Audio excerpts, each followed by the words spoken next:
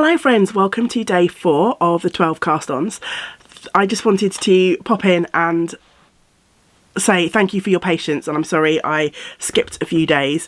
The virus cold thing that I had and still have decided it needed to be an ear infection, and I woke up on Friday morning with such a pain in my ear, and I've been congested and blocked, and my balance and coordination have been all over the place, and my hearing's been all over the place.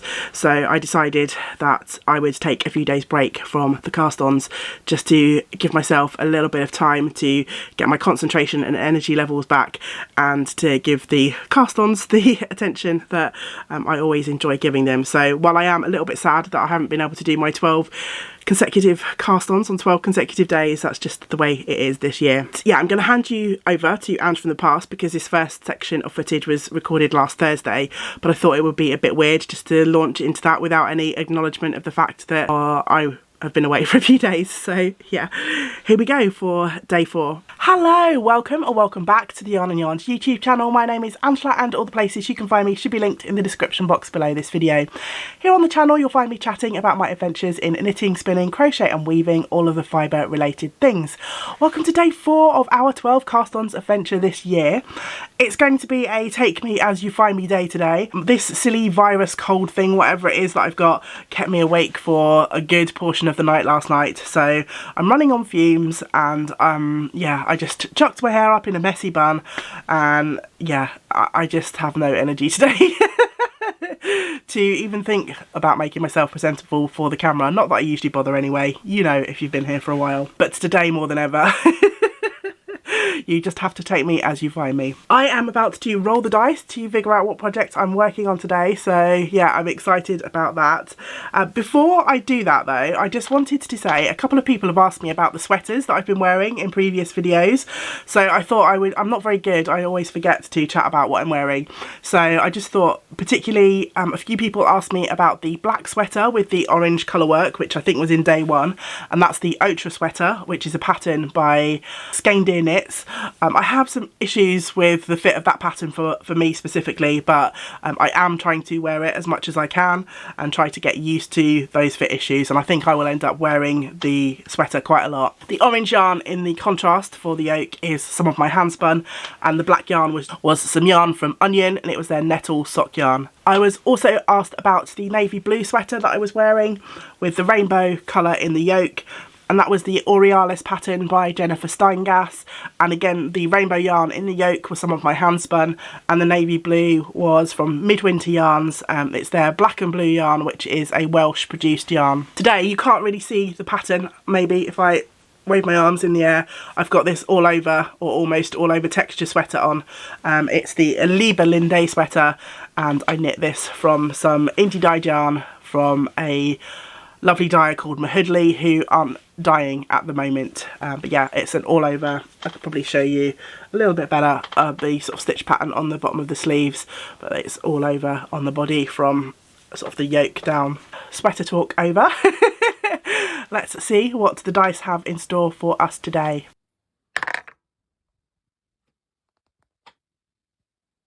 Okay, so we have rolled number 11, and 11 is another Rudolph sticker. And as per usual, I've got another card on the back, so I cannot see what number 11 is. I'm excited to find out with you, so let's reveal. Oh wow, okay, so this is the Sun Gazer sweater, and it's a pattern by James N. Watts. I'll pop it up on the screen now. If my memory serves me correctly, it's originally knit in Norrow yarn, but my lovely friend Ruth knit a version and she used her hand spun, and I was admiring it when we met up at Wonderful Wales back last April, and Ruth kindly gifted me the pattern. I'd seen the pattern before and I was a bit on the fence about it because it's quite cropped. Ruth's actually hung quite nicely on her. It didn't look super cropped, which is what I was worried about. Because of the way that the sweater is constructed, it's not easy to lengthen the pattern pieces for it. I think you start with the little square in the middle and then you work the sections, I think. I'm not entirely sure. I'll have to download the the pattern and properly have a look.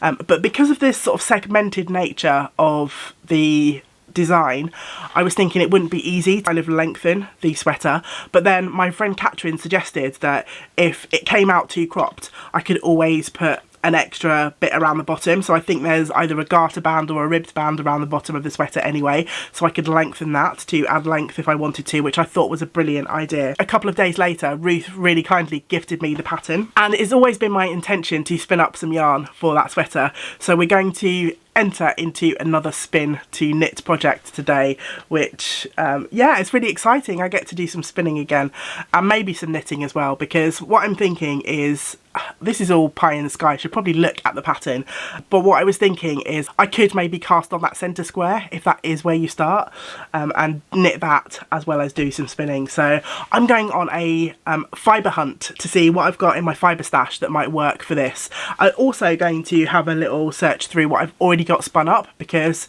if I've already got something, then all well and good. And my idea is to maybe spin 2 slightly different colours so that I can alternate those sort of triangular wedges around the edge, and of course I'd like to do mine in sort of sunsetty or orangey yellowy kind of colours. So yeah, lots of planning for me to do. I will come back and let you know what I've decided, but first I need to download the pattern and work out what I need in terms of yardage for yarn, and therefore how much fibre I think I need to try and get from my stash. I've got plenty of fibre in stash, it's just whether I've got the right stuff. But because the beauty and the joy of this pattern is because it is kind of segmented, and because of the way that the Noro works up in the original pattern, it is kind of designed so that each of the segments can look individual. So I can definitely still start my spinning today and then add some extra fibre in to spin up in the future if I need to. So yeah, lots of food for thought again for me. What are the dice? I don't know if it's a dice or me picking these projects that need a little bit of extra thought. But yeah, there's been a lot of sort of choices for me to make in the last few days, haven't there? But yeah, I'm really thrilled how did the dice pick this one, because yeah, it's been one I've been wanting to get to for a long time. So yeah, stop waffling, Angela, and transfer your excitement to stash diving. Okay, I think I have a plan. I've got an idea in my head of what I would like. I don't know if I've got enough fibre to do exactly what I want, if that makes any sense. It won't make any sense to you until I explain it, will it? The largest size of the pattern is going to be quite oversized for me, but I think I'm going to go for it. And it requires 870 metres of sport weight yarn. So I've gone to my fibre cart. This was like one of the easiest decisions that I've ever made. And I've pulled out 2 quantities of fibre from the fibre cart, which is yay me for using fibre from the cart. And these were both precious gifts. So this first one is the pumpkin colourway, pumpkin pie from Ashford, and it's 100% merino. And this was a kind gift from Christine. Hi Christine, if you're watching. The second are some bats, which have been in my stash for the longest time. They are the most precious thing. They're from Hobbledehoy, which I think is a company that doesn't die anymore. They're based, or they were based, in the US. And these were a gift from my lovely friend Lisa. And as you can see, they've got this blue and orange. So my ideal would be to have like segments going round, alternating between this pumpkin, this solid colour, and this colour, which is going to make a slightly sort of mild orange with some blue going through it. So that would be my ideal. However, I don't think 2 100-gram packets is going to get me 870 metres of sport weight yarn, but I'm going to start spinning that and see where it goes. I also have on my cart, as a sort of backup, I have this Manos del Uruguay 100% merino fibre in sort of oranges and reds and a little bit of mustardy yellow. That was a gift from Caroline, so I think I will probably end up using all 3 of those for the sort of main body of the sweater. And then for those centre square bits, I've got these 2 yarns which I've already spun up, and they're left over from my Colourful Creativity Fibre Advent, not the Advent that I purchased last year, but I think it was the swap that I did with Caroline the year before. And I've got 2 tiny little nuggets of very similar colours, and I'm not sure if these are going to be enough for that little centre square panel, but I'm hoping they might be.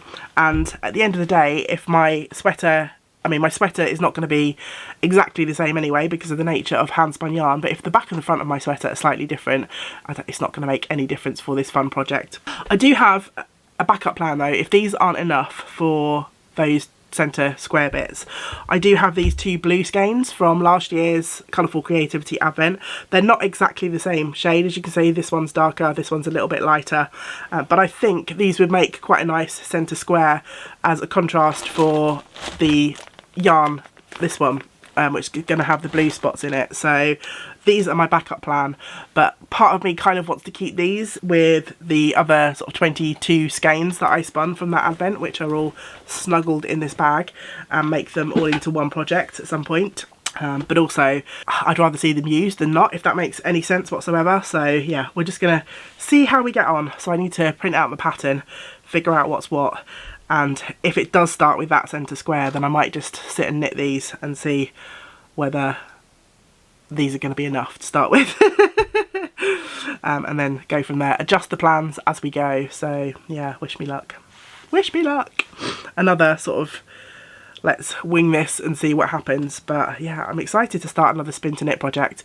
And you might be thinking to yourself, Ange, didn't you start 2 spin to knit projects last 12 cast ons? Yes. And aren't both of those unfinished? Yes. Is it going to stop me casting on more, starting more? No. You know me, come on, you've been here long enough now.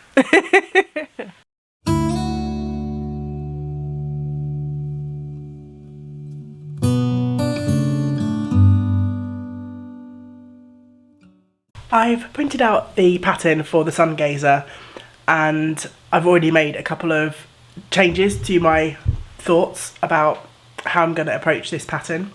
The first is based on the arm circumference and the neck circumference. I'm going to go down to the size 3 rather than do the size 4. And also the meterage requirements are different on the Ravelry pattern page versus what you actually print out. So I'd need a little bit more yarn, I think, than what I initially thought. But that's by the by, it doesn't really matter. The other thing is there's lots of notes on this pattern saying gauge swatching is vital because stitch and row count really affect the sort of modular nature of this knit, which, come on, you know me. But my excuse for not gauge swatching is I don't really have my main yarn yet. So I'm going to cast on those centre squares with abandon and just see what happens.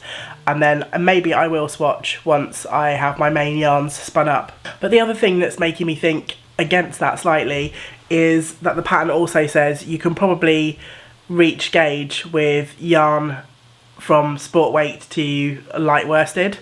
So I think it's knit at a fairly loose gauge, like it's sport weight on a 4.5mm needle, so I think there's some wiggle room. So yeah, I'm not too concerned about that. And you know me, I always wing it, and I'm happy to rip back and re-knit stuff if things don't work out. So yeah, I'm going to do my usual cast on with abandon. Don't do as I do, do as I say. So swatching, people, it's important. Oddly enough, today's project also starts with a circular cast on, so I'm going to be casting on with my crochet hook again. The one thing that's kind of been funny about this year's cast ons is sometimes in the past I've felt like I've done 12 days of knitting rib because obviously a lot of projects start with a bit of ribbing. But for this one, I have knit no rib at all whatsoever. So yeah, 4 days in, no rib. I might be tempting fate and there'll be 8 days of rib from here on in. But yeah, it's made quite a nice change. We had the provisional cast on, we've had what would be 2 circular cast ons, and for the lace mitts it was just a little garter strip acts as the edging for those mitt patterns. So yeah, no rib so far. Anyway, I am going to start editing to the video from yesterday, day 3, and I will start casting on this project as I do that. So yeah, we'll see how far these little squares take me, whether I can get that little centre panel out of these or not. We shall see.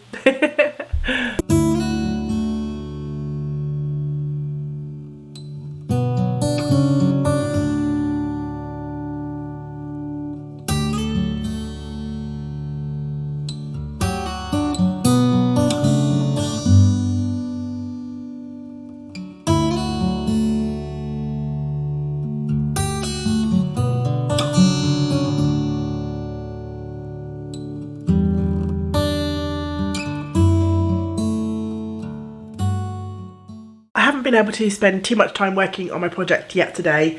It's 4 o'clock in the afternoon and I've mostly been working on the Fibre Club, so I've actually been working. But between Fibre Club making, I have also been doing the editing and trying to get the video uploaded for yesterday's cast on day 3. And while I've been doing that, I've been working on the first knitted sort of centre square, and I'm actually finished, which is a really quick little knit. And the next instruction is to bind off the stitches. However, when you start working the segments of the sort of main body of the sweater, you pick up into the bind off. So I might actually just put this onto waste yarn so that my stitches stay live, and then just pop the live stitches back onto the needles. I'm not sure if there's a benefit to casting on as opposed to leaving the stitches live or not, but I'm going to give it a go and see what happens. And also I still have plenty of my little bits of yarn left, so I'm working on the first ball. I've still got all of that, and I haven't even touched that second little ball yet, so this is going to be more than enough to do 2 sort of centre squares exactly the same. Well, they won't be exactly the same because it's hand dyed, hand spun yarn, but they're from the same quantity of yarn in the same colourway. So yeah, I'm going to pop this onto waste yarn and then get started on the second centre. So I should have the first little bit of the knitting of this project done by the end of the day at least, and this evening I plan on starting spinning one of the braids. I think I'm tempted to spin the pumpkin pie one first. I'm in the mood just for some lovely orange fun, and I adore the other bats, the blue and the orange, but I think, yeah, I just want orange for now. So yeah, I'm waiting for the final little bit of my video to upload. I've got my Lemsip. The last few days' videos have been powered by Lemsip, which is a medication we have here in the UK for colds and flus. So I've been taking a little break from Fibre Club stuff to dose myself up again. And yeah, I'll get back to it. I think I'm going to try and work another hour or so on Fibre Club before the end of the day. So yeah, I need to stop waffling, dose myself up, get my second square on the needles, get back to work. Okay, so although a few days have passed for me, it's now Tuesday the 10th, I think, of January. I did not work on this project any more than on that first day last Thursday, so I just haven't had the concentration levels to do much of anything, to be honest. But before we check in on where I got with that project on the first day, I did do a little bit of spinning, although I realised that I didn't take any footage. I was starting to go a little bit downhill on that Thursday evening in terms of energy and yeah, just feeling grotty. So yeah, before we get to where I got with that project, it's time to check in with what folks in our community have been casting on. A lot of these were from last week, although a few people have since continued to comment on the videos, so I think I'm just about caught up now. We shall see. Pip has started her 4th cast on, which is a hat and a cowl project which she is crocheting for her granddaughter, which just sounds lovely. Keita has started some vanilla socks, a lacy top and a baby cardigan, so that sounds like a really lovely variety of projects. Eleanor has started winding some superfine Shetland handspun, and actually I saw that Eleanor, who is Woolly Ellie over on Instagram, has cast that project on, and the yarn she's using is absolutely stunning. So yeah, I really enjoyed seeing that. Thank you, Ellie, for sharing that on Instagram. Jeanette has started some Point Edward mitts. Jen has started some socks for her husband. Ginny has started a crochet blanket for one of her local animal rescue charities, which is amazing. Ginny does a lot of charity making. Kathy has started her 5th pair of socks from her Christmas collection of yarns, which is just amazing. I remember at the start Kathy said that she was going to be casting on all of the Christmas socks. Tracy has cast on a pair of socks. That's her first cast on, with a special skein of yarn from the Knitted Wit.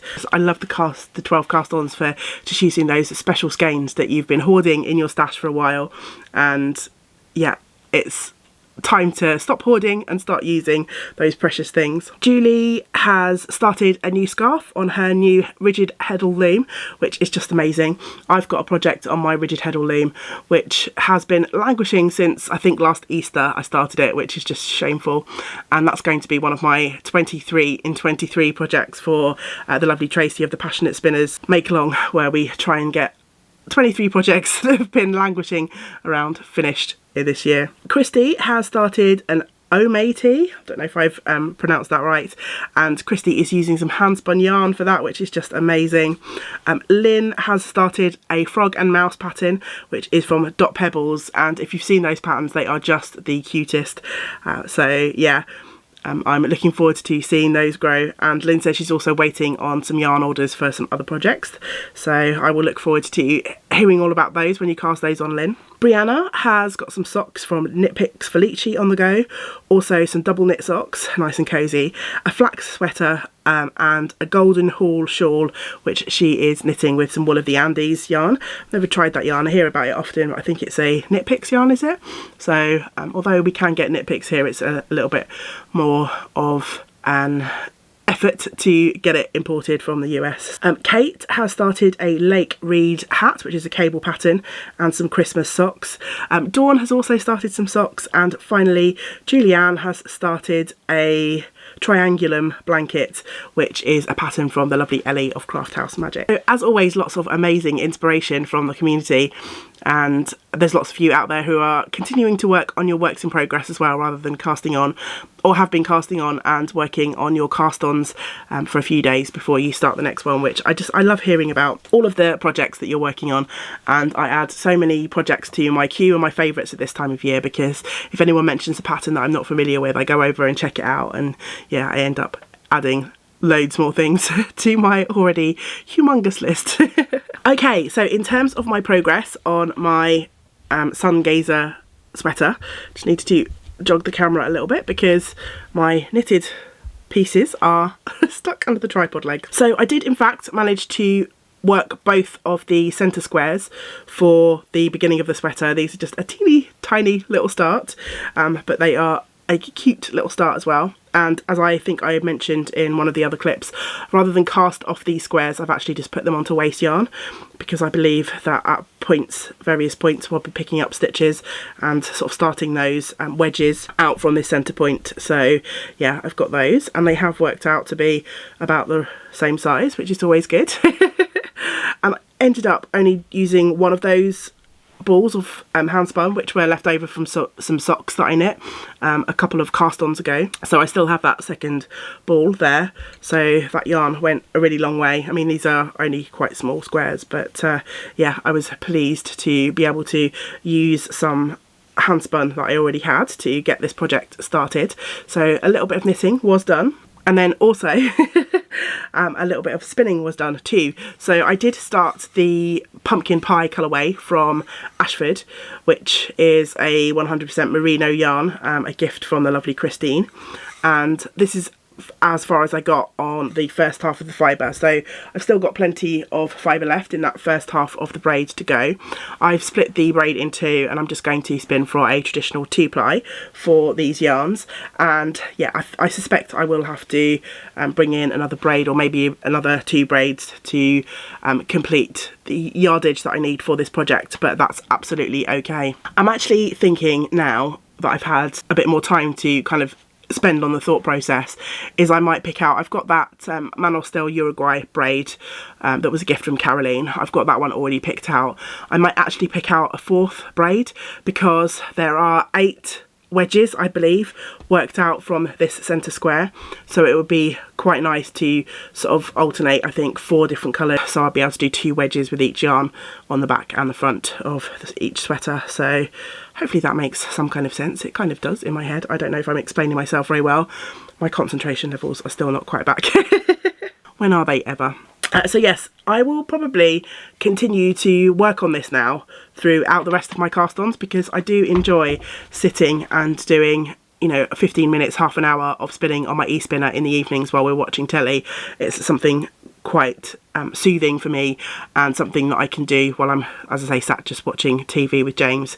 So I suspect I will end up spinning at least this first braid reasonably quickly, and maybe it will even get finished before the end of the 12 cast-ons, which will be quite nice to have one of my projects making a little bit of quiet progress in the background as I continue to work through the rest of the cast-ons over the next 8 days. I think we've still got 8 left.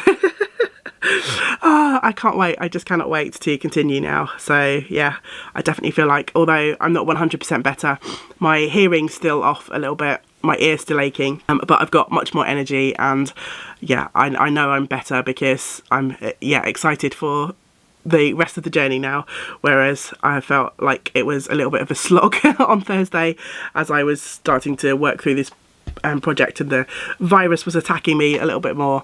So yeah, I'm glad that I took a few days break. Thank you so much for bearing with me. Please do let me know in the comments below if you have been casting on anything over the last few days while I've been gone. I'm almost caught up with a comment, so I'm going to sign off now because I need to get on and roll the dice for my day 5 cast on, which hopefully, if all goes to plan and I continue to feel better rather than go back downhill again, hopefully you shall see that video tomorrow. I hope you will join me for the next one, but until we do get to spend time together again, I hope you get to do some other things that you enjoy. Great big woolly hugs to you all. Bye for now. Bye.